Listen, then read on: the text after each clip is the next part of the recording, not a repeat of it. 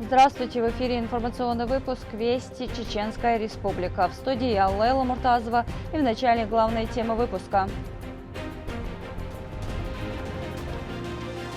Кадровые изменения. Перед новым руководителем стоят серьезные задачи по дальнейшему развитию города. В городе Аргун официально представили нового мэра города. Межведомственная комиссия по профилактике правонарушений подвела промежуточные итоги работы и обозначила новые задачи.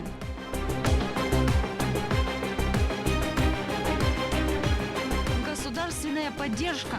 Все дети, в этом году у нас поступят. За этим строго наблюдает как наш глава республики, в этом очень активно содействует. Новая приемная кампания для участников специальной военной операции и детей защитников Отечества стартовала в образовательных учреждениях.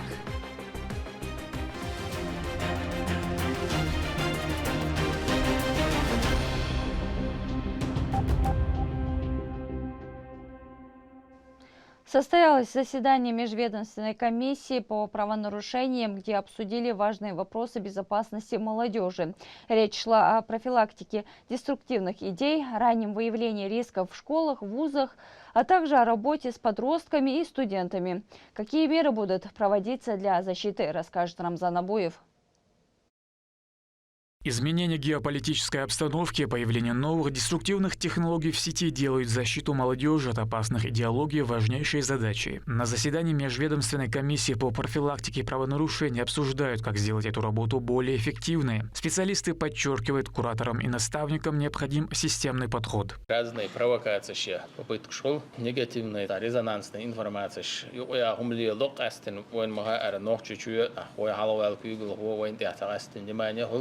هم تلي الوشتاق تشيدنش سندل ويقستن سمه ديش مص اور تاس группировать цедин мобилизовать цедин эрду وين هذا مجاني تغلطش تبول بديش دوي. Особое внимание уделяется профилактике деструктивного поведения у подростков и раннему выявлению признаков радикализации в школах. Для этого регулярно повышают квалификацию педагогов, психологов и советников директоров по воспитанию. Также проводят тематические семинары, конференции и анкетирование. При выявлении признаков неблагополучия, вовлеченности несовершеннолетних в деструктивное сообщество, либо иных факторов риска, образовательная организация обеспечивает своевременное информирование органов системы профилактики безнадзорности и правонарушений несовершеннолетних и организацию комплексной помощи ребенку и его семье для управления ситуацией. В образовательной организации осуществляется психолого-педагогическое и социальное сопровождение обучающихся. Профилактической работе уделяет огромное внимание в вузах. Ключевым звеном в этой деятельности выступает Координационный центр ЧГУ по противодействию идеологии терроризма и профилактике экстремизма. На его базе готовят профильные кадры, которые занимаются формированием гражданской позиции у молодежи и предупреждением конфликтов. В текущем 2026 году мы уже приступили к реализации обучения по образовательным программам профилактика терроризма и реализация мероприятий комплексного плана противодействия идеологии терроризма в Российской Федерации на 2024-2028 годы. Учитывая накопленный опыт, мы готовы значительно масштабировать эту работу и охватить все заинтересованные ведомства.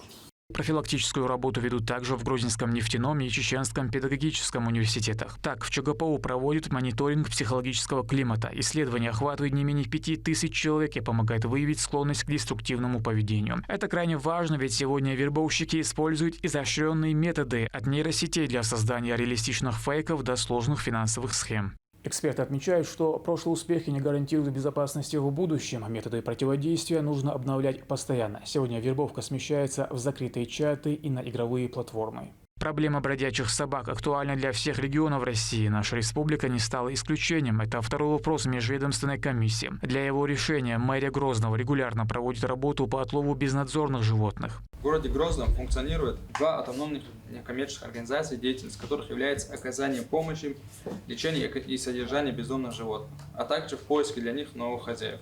Первая организация – это волонтерское движение «Помощь бездомным животным. Надежда на жизнь». Второе волонтерское объединение – это «Хатика». Мэрия города Грозного в целях обеспечения безопасности граждан в текущем году заключен договор с приютом «Хатика» для оказания услуг по отлову безнадзорных бродячих собак на территории города Грозного. Животные доставляют в приют, где они содержатся на карантине до 2 недель. Им делают прививки, включая вакцинацию от бешенства.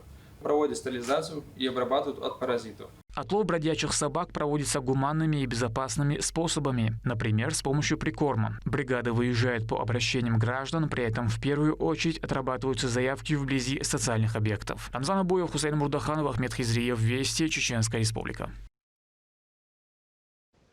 Региональные власти оказывают всестороннюю поддержку тем, кто защищает интересы страны на фронте, предоставляя им социальные гарантии и помощь в различных жизненных ситуациях. Также создаются условия, при которых участникам специальной военной операции и их детям станет легче получать образование.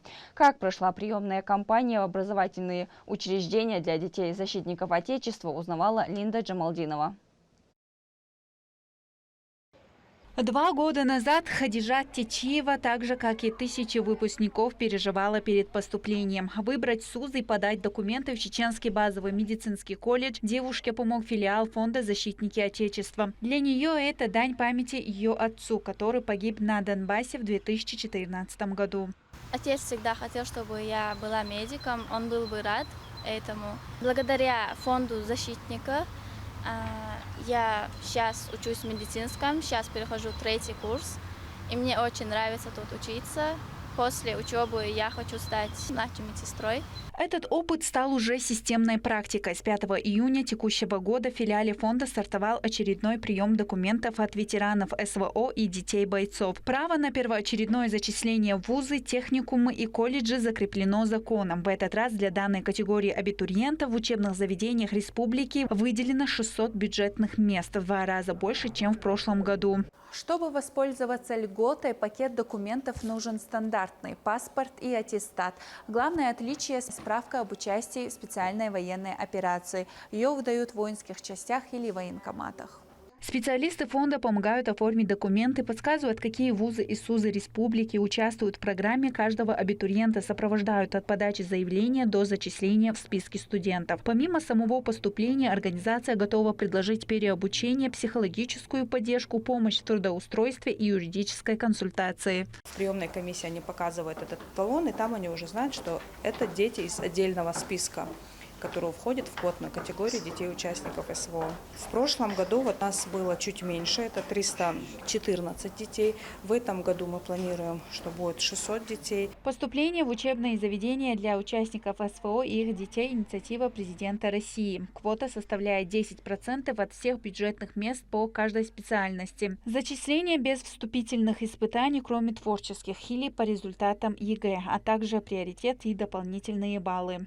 Среди детей и родственников, близких родственников из категории участников СВО у нас в приоритете, конечно, дети ветеранов, которые получили ранения, привлекшие к инвалидности 1 и 2 группы. А так все дети, да, в этом году у нас поступят. За этим строго наблюдает как наш глава республики, в этом очень активно содействует. Для этого все сделано. Вот, активная поддержка с его стороны. Я думаю, что наши дети обязательно поступят и будут учиться. Государственный фонд «Защитники Отечества» работает по принципу одного окна. Льготная программа – лишь одно из направлений большой комплексной работы по поддержке семей защитников Родины. Организация просит не затягивать с обращением. Они готовы к приему в рабочие дни с 9 до 6. Приемная кампания будет работать до 1 августа. Линда Джамалдинова, Шамсуди Джабраилов, Ахмед Хизриев, Вести, Чеченская Республика. Труженики тыла внесли неоценимый вклад в победу, обеспечивая фронт всем необходимым в годы Великой Отечественной войны. Сегодня представители ЛДПР навестили ветеранов, чтобы выразить благодарность и оказать им внимание и поддержку. О том, как прошел визит, расскажет мой коллега. Их труд стал частью большой победы. В годы Великой Отечественной войны, оставаясь в тылу, они работали на предприятиях, в полях и хозяйствах, помогая фронту всем необходимым. Сегодня труженики тыла – живые свидетели истории, чьи судьбы напоминают о цене мира и значении самоотверженного труда. Среди тех, чья жизнь связана с трудовым подвигом военных лет, Насер Хо-Юсупов. С 1943 по 1944 годы он занимался разведением скота в Казахстане. В тяжелое для страны время работа в животноводстве имела особое значение. Труженики тыла обеспечивали продовольствием фронт и мирное население, внося свой вклад в общую победу. Сюда мы что, паспорт, варшебендат, фактически сайт шахилдесен, фактически сайт шахилдесен.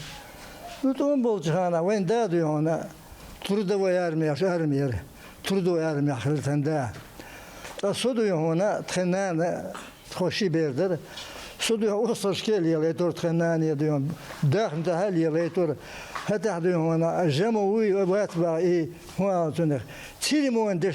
Представители регионального отделения ЛДПР посетили ветеранов тыла, чтобы выразить им благодарность, вручить подарки и узнать, какая помощь им необходима сегодня. Поддержка тружеников тыла важна, потому что они внесли ключевой вклад в победу и развитие страны. Их труд должен быть признан и сохранен в исторической памяти. Для ЛДПР забота о ветеранах, тружениках тыла и людях старшего поколения – это не только памятные даты, но и постоянная работа. Забота о ветеранах – это не только дань уважения прошлому, но и человеческий долг перед поколением, которое внесло огромный вклад в победу и послевоенное развитие страны. Сохраняя их истории и оказывая поддержку сегодня, общество сохраняет важную часть своей памяти. Сегодняшняя встреча не просто вручение подарков. Главное здесь личное внимание к людям, которые в тяжелые военные годы работали ради общей победы. Их жизненный путь – это пример стойкости, ответственности и безответного труда для будущих поколений. Дени Хамидов, Ислам Нацуров, Вести, Чеченская Республика. В городе Аргун прошла церемония представления нового мэра. Им стал Арби Масаев, который ранее занимал должность помощника прокурора Чеченской Республики. На мероприятии была отмечена преемственность власти и вклад предыдущего руководства в развитие города. Градоначальник уже включился в работу и ознакомился с ключевыми объектами инфраструктуры. Подробности о назначении в сюжете Медины Мударовой. Представить нового мэра города Аргун приехал руководитель администрации главы и правительства региона Галас Таймасханов. В своей приветственной речи он выразил искреннюю благодарность бывшему мэру Ильясу Масаеву, отметив его значительный вклад во всестороннее развитие города за годы руководства. Под руководством Ильяса Ахмедовича Аргун активно участвовал в реализации национальных проектов и государственных программ. Благодаря последовательной работе городской мэрии удалось добиться значительных результатов в сфере благоустройства, жилищного строительства, развития инженерной и социальной инфраструктуры. Одним из ярких достижений стала победа во всероссийском конкурсе лучших проектов создания комфортной городской среды, благодаря которой сегодня в городе реализуются масштабные проекты по благоустройству общественных пространств. Перед новым руководителем стоят серьезные задачи по дальнейшему развитию города, реализации поручений главы Чеченской Республики и достижению новых результатов в интересах жителей Аргуна. Сам Ильяс Масаев, переходя на ответственный пост министра промышленности, торговли, топлива и энергетики Чеченской Республики, также продолжит курировать городской округ Аргун. Он отметил, благодаря всесторонней поддержке главы региона Рамзана Кадырова в городе уже проделана колоссальная работа, а статус куратора налагает на него огромную ответственность за будущее родного муниципалитета. Dinçular solda ve mehdas oluşkazı ve dinage ve yaktiş izin uçala tabi ve yakkanat şunela kıçın ha regionska ve voli çerga hastela voli kılhaş tat yahidus işte Napoleon ve hayvaş kinski solda oda. Новым градоначальником Аргуна стал Арби Масаев, который ранее успешно трудился в должности помощника прокурора Чеченской Республики. Высокий профессионализм и юридический опыт помогут новому мэру оперативно решать задачи любой сложности. Арби подчеркнул, что готов приложить все усилия для созидательного труда на благо жителей.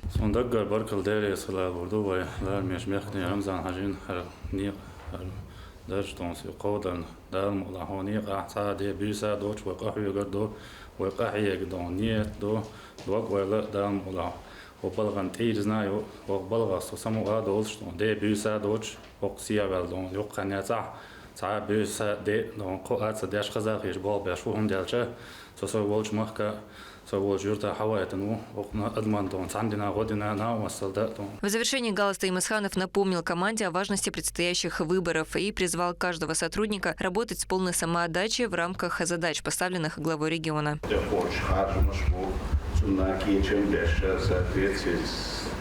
С поручениями и распоряжением правительства, главы республики поставлена задача по развитию города, активное участие в региональных программах, национальных проектах. И Бог пешешь, Бог бичанар, Бог дигаву, Бог кимаш халаду, дудал, что кимаш халаду акил, дал гала, вот жуаш, бунжба, вот пошна вертивы, дал вертивы. Доказывать готовность работать на благо жителей делом новый мэр начал без промедления. Сразу же Арби Масаев отправился на инспекцию строящегося моста через реку Аргун. Прежняя переправа на участке получила серьезные повреждения в результате паводков. Градоначальник лично ознакомился с ходом работ. После разрушения моста в результате стихии перед нами стояла задача не просто восстановить эту переправу, а построить современный и надежный объект для жителей городского округа. На этом делал акцент наш глава Чеченской Республики Рамзан Ахматович Кадыров. Строительные работы идут хорошими темпами. Новый мост будет протяженностью 150 метров. Предусмотрено здесь 8 полос движения по 4 в каждом направлении. Также будет удобно тротуар для пешеходов. На объекте задействованы десятки специалистов и современная техника. Каждый этап работ выполняется в строгом соответствии с установленными требованиями. Почти новый благодаря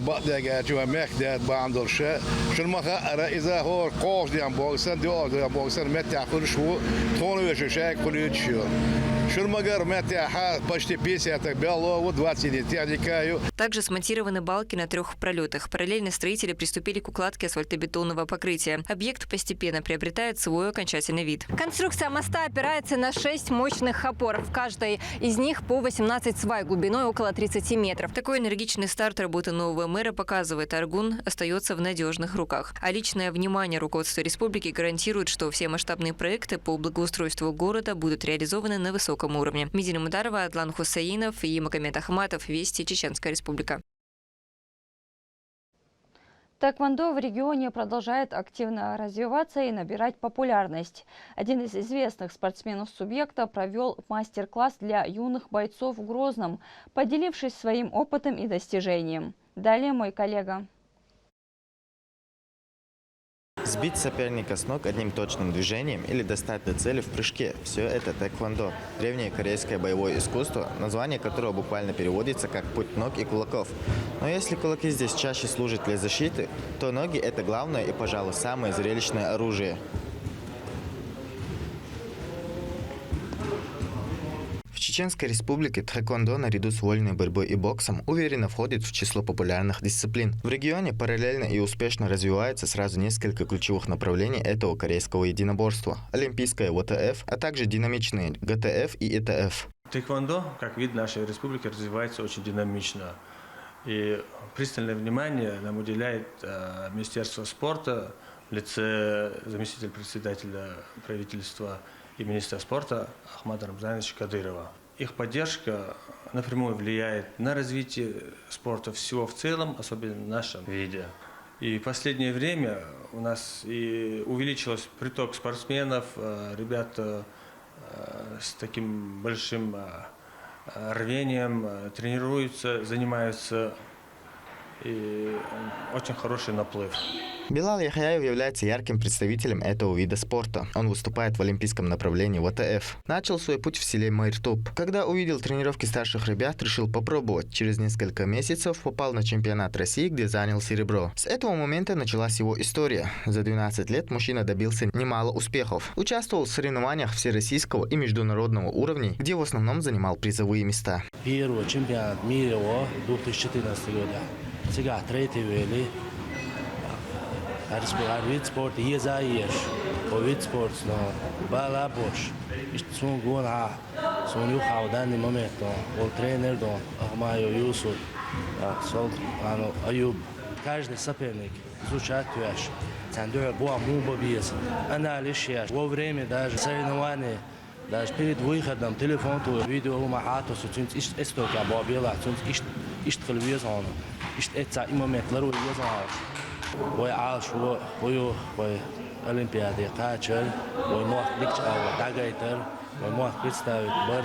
Чул док дазал хиятаца хият, ой нохчи уалар, нохчи чуе представлятер, чул доком хиятаца хият, ой пачана бар галдерес алурдер, ой условиш дахит масана, ой кахяк чани результатча, юхкемшба.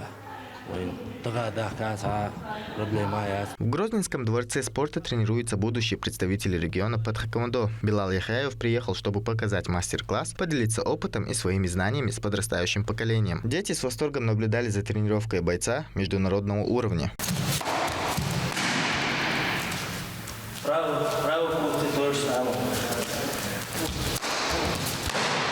Родные Билала отметили, что его достижения были достигнуты благодаря грамотной политике первого президента Чеченской Республики, героя России Ахмата Хаджи Кадырова, который продолжает глава региона. Через спорт, через культуру,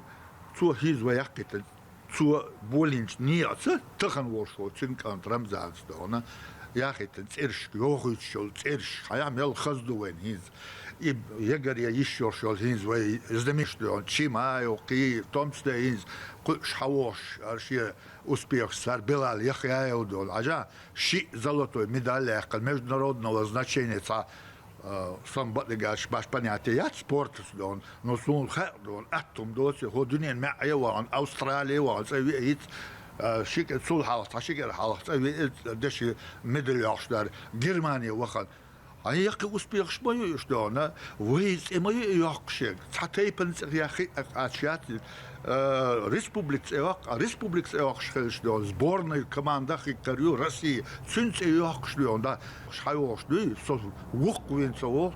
Успехи Билала – яркое доказательство того, что в регионе созданы все условия для воспитания чемпионов. Сегодня тхэквондо в субъекте активно набирает популярность среди населения. Трудолюбие и целеустремленность дают подрастающему поколению все шансы повторить и приумножить триумф своих наставников. Ахмед Рамазанов, Магомед Ахматов, Вести, Чеченская Республика. К этому часу это все события. Еще больше новостей вы можете узнать на наших социальных платформах и приложении «Смотрим». С вами была Лейла Маказова. До новых встреч в эфире.